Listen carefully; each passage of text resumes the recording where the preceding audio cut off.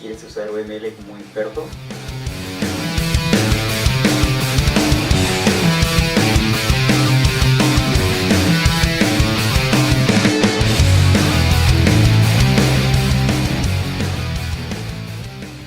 Hola, saludos a todos, bienvenidos. El día de hoy quiero tratar un tema importante y que muchas veces me parece que es algo desconocido. Una de las preguntas frecuentes que tengo es, primero, si es que es posible convertir las clases persistentes de un modelo orientado a objetos hacia el modelo relacional o de bases de datos relacionales. La respuesta es sí, sí es posible hacer esa conversión, o lo que también se llama mapear las clases persistentes a el modelo relacional o de bases de datos relacionales. Entonces, la siguiente pregunta obvia es, ¿cómo lo hago? ¿Cómo puedo convertir las clases persistentes en tablas de una base de datos relacional? Yo me hacía la misma pregunta cuando estaba haciendo mi tesis al terminar la universidad. Siempre me ha interesado el análisis y diseño orientado a objetos y la implementación de software orientado a objetos. Entonces, dentro de mi investigación di con un libro muy importante. Este libro se llama Modelación y Diseño Orientado a Objetos, de James Rumbauer y otros. En este libro se encuentra una serie de reglas que nos permiten hacer ese mapeo. Es decir, cuando hemos identificado nuestras clases persistentes, a partir de allí, siguiendo estas reglas, nosotros podemos hacer la implementación en un modelo relacional o de bases de datos relacionales. Es decir, convertimos las clases persistentes y sus asociaciones a un modelo de tablas y relaciones. Existen varias reglas para hacer este mapeo, pero en este video vamos a revisar las más importantes. En un curso que haré más adelante, todas estas reglas estarán explicadas en mayor detalle. Antes de comenzar, veamos algunos puntos importantes que nos van a ayudar a entender cómo es que nosotros vamos a poder hacer ese mapeo de el modelo orientado a objetos al modelo relacional. En primer lugar, debemos tener en cuenta que cada atributo de las clases persistentes se va a corresponder con una columna en las tablas relacionales. En segundo lugar, es un requisito en el modelo relacional que nosotros debamos agregar columnas adicionales, como por ejemplo la columna que va a ser las veces de identificador o clave primaria para la tabla que nosotros estamos implementando. También dentro de otras columnas que nosotros vamos a agregar en el modelo relacional pueden estar, por ejemplo, aquellas columnas que podemos utilizar como columnas para almacenar los datos de auditoría. Es decir, para saber qué usuario, en qué fecha y a qué hora, por ejemplo, creó los datos de esa fila, y también, por ejemplo, qué usuario, en qué fecha y en qué hora hizo la modificación de las filas de esa tabla.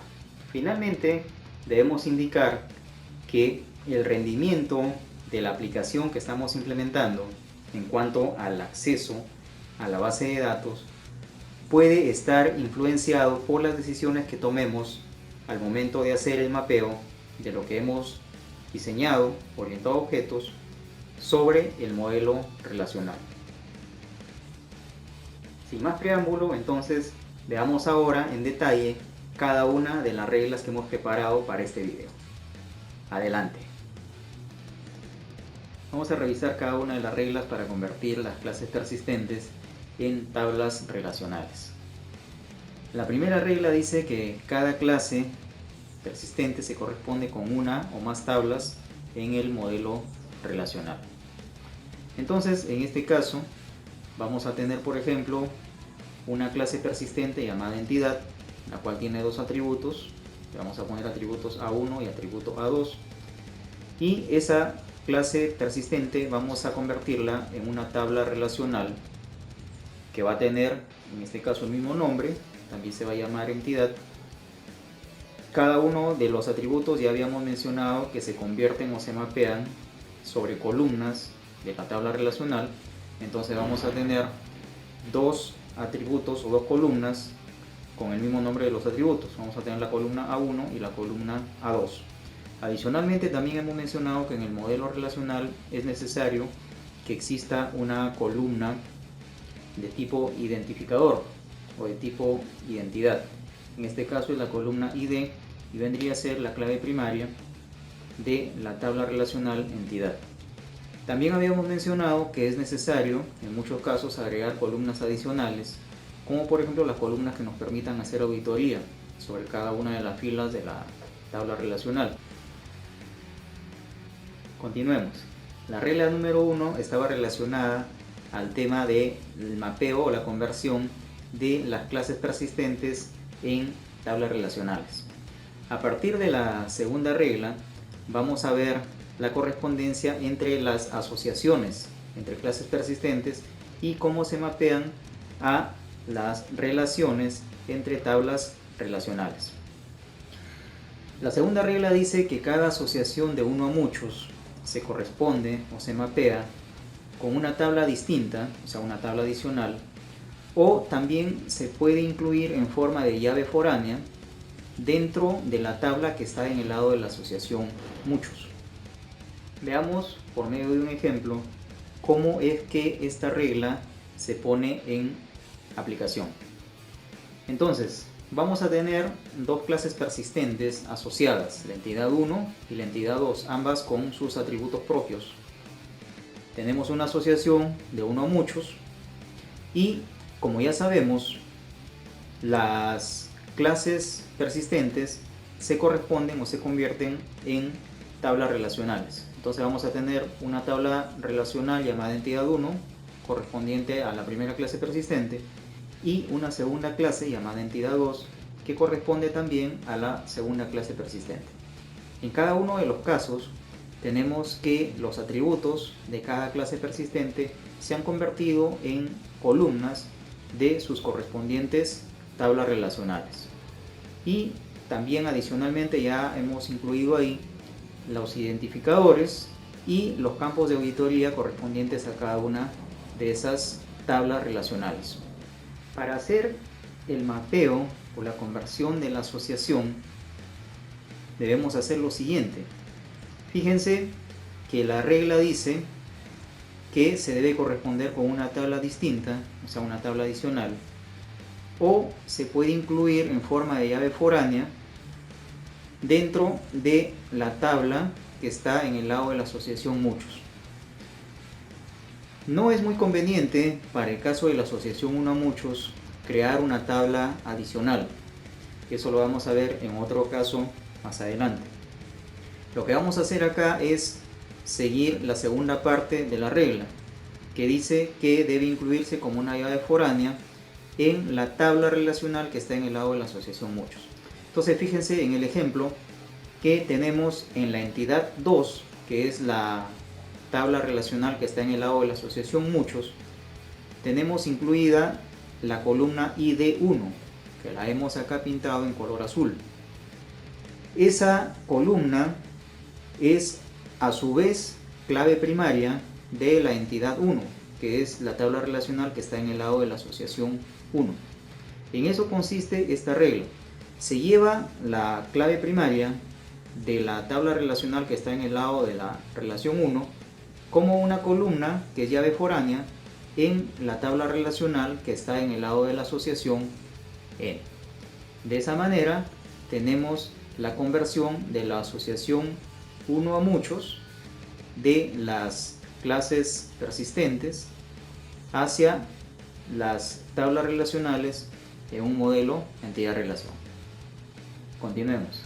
La tercera regla también está relacionada con la conversión de las asociaciones entre las clases persistentes hacia el modelo relacional. Entonces, Esta tercera regla se refiere a la asociación de uno a uno.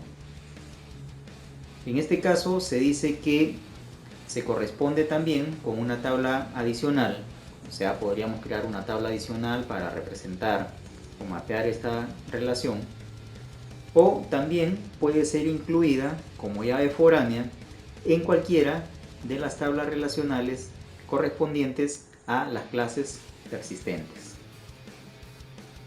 Entonces, para este caso del ejemplo, podemos ver que tenemos también dos clases persistentes llamadas entidad 1 y entidad 2 y la asociación de 1 a 1. Entonces, podemos mapear, como ya hemos visto, cada una de las clases persistentes directamente sobre una tabla relacional correspondiente, al igual que sus atributos, y también agregamos las claves primarias o los identificadores y los campos de auditoría. En el primer caso vamos a ver de que la clave primaria de la entidad 1 está figurando como una clave foránea dentro de la tabla relacional llamada entidad 2. Esa es la primera alternativa. La segunda alternativa consiste en llevar la clave primaria de la otra tabla relacional, que en este caso sería la entidad 2, hacia la entidad 1 y ponerla allí como una columna adicional, que sería la clave foránea que representaría o mapearía esta asociación entre clases persistentes en el modelo relacional. La cuarta regla está relacionada con las asociaciones de tipo muchos a muchos. Y en este caso sí, específicamente se dice de que esa asociación se corresponde o se mapea sobre una tabla adicional. Entonces, veamos el ejemplo.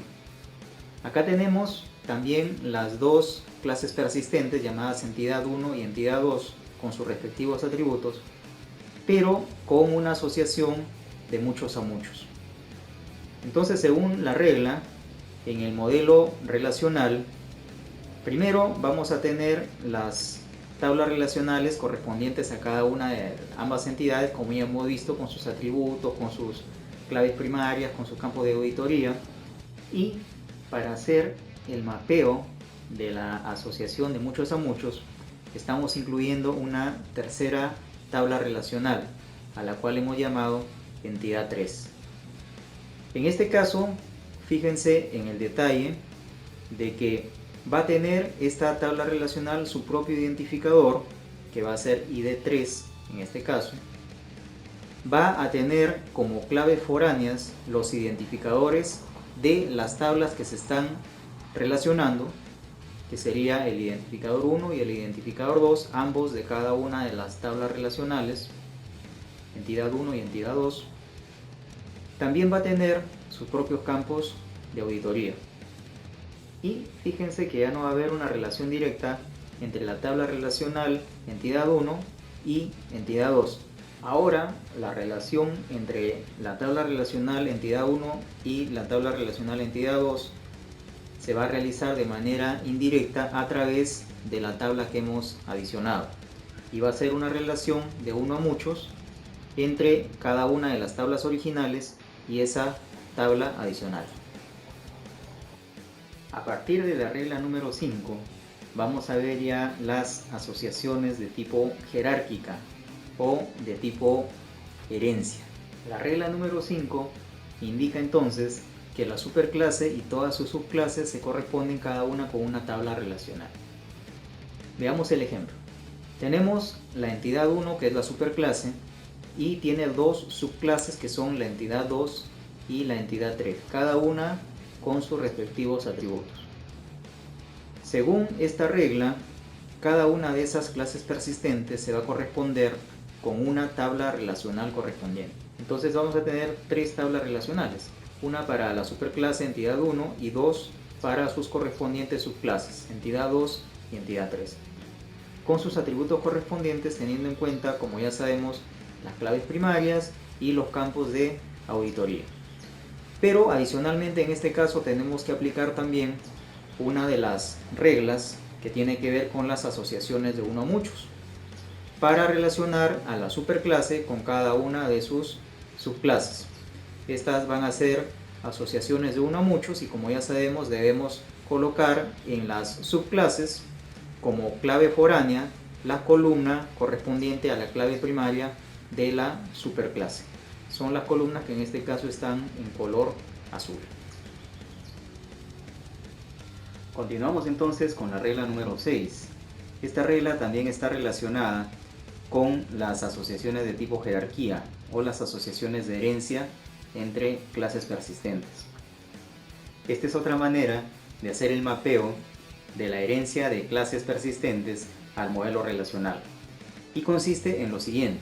Esta regla dice: no va a existir una tabla para la superclase, sino que más bien los atributos de esa superclase van a aparecer duplicados en cada una de las tablas correspondientes a las subclases. Veamos en el ejemplo cómo se implementa esta regla. Tenemos el mismo caso de la herencia de la superclase entidad 1 con sus subclases entidad 2 y entidad 3. Entonces fíjense, en el lado ya de la correspondencia en el modelo relacional vamos a tener solamente dos tablas relacionales que van a corresponder a las subclases. Vamos a tener la tabla entidad 2 y la tabla entidad 3. No va a haber una tabla para la superclase, que vendría a ser la entidad 1.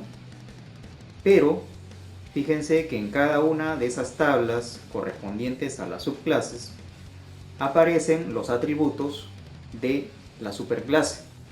Son aquellos que acá hemos puesto en color verde. Esta sería la manera de implementar la regla número 6. La regla número 7 también está referida a la correspondencia entre la herencia de clases y el modelo relacional, y es una tercera manera de hacer ese mapeo. Veamos en qué consiste. La regla número 7 dice de que no van a haber tablas que correspondan a las subclases. Va a haber una sola tabla correspondiente a la superclase en la cual se van a llevar o se van a colocar todos los atributos de las subclases. Veamos cómo se implementa por medio de un ejemplo. Nuevamente tenemos la superclase entidad 1 con sus subclases entidad 2 y entidad 3. Veamos que en el lado del modelo relacional solamente vamos a tener una sola tabla que va a corresponder a la superclase. Ahí tenemos la tabla entidad 1. Esa tabla va a tener sus atributos propios, como estamos viendo acá, y adicionalmente le vamos a agregar los atributos de todas sus subclases. En este caso, esos atributos los tenemos en color verde y color morado. Entonces esta sería la tercera manera de mapear una asociación de tipo herencia. Como pueden ver, no es nada del otro mundo. Espero que les sea de mucha utilidad este video. Cualquier duda, háganmela llegar, que gustoso le responderé. Nos vemos en el siguiente video. Chao.